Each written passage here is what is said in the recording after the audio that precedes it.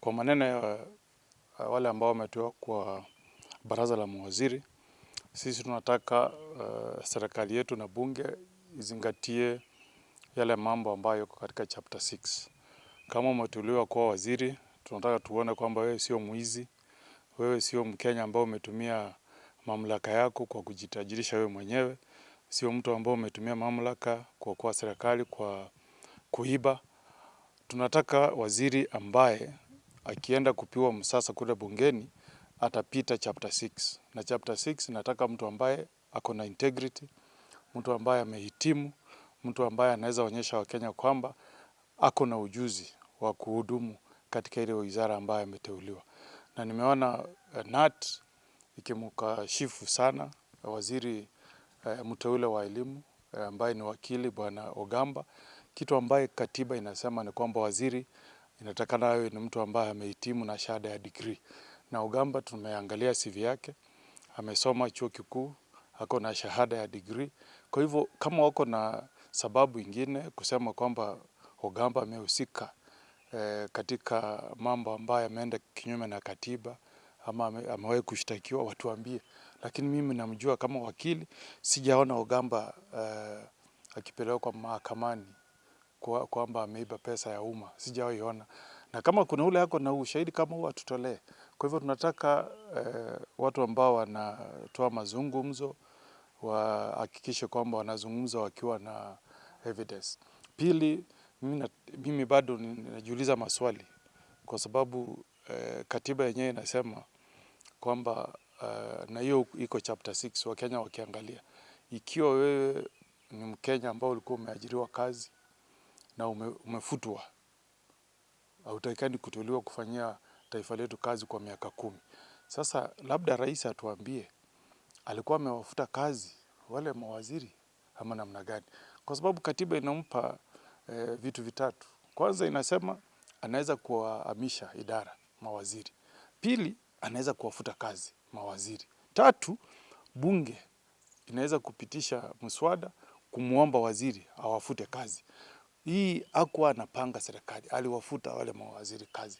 Sasa itakuwaje leo unaeleza Wakenya hao mawaziri hawezi kufanya kazi, umewapiga kalamu, kesho tena unaamka unasema pole, tena nataka niwarudishie wale. Hii ndio shida ambayo tuko na rais wetu. Ikiwa mtu anafanya kazi hata katika idara fulani, mkubwa wake aje atangaze kwamba huyu tumemfuta kazi. Huwezi kuamka tena kesho useme yule tumemrudisha. Huyu mchezo wa ping pong games nafikiri ndio Wakenya wenyewe wako na shida nayo.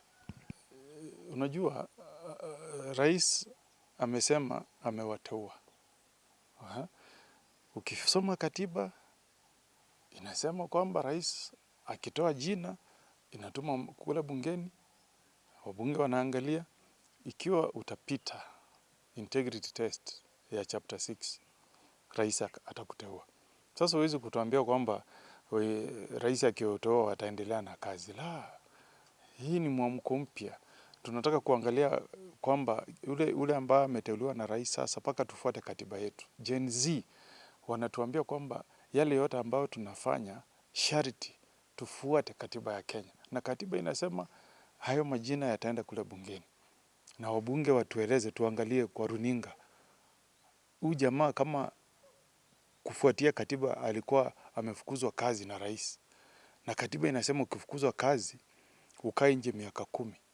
Itakuwaje sasa tena unateuliwa baada ya siku 7? Si hiyo ndio maswali tunataka wajumbe wakumbuke. Wale watu wamekaa kule National Assembly waliletea taifa hili shida sana. Vile walipitisha finance bill.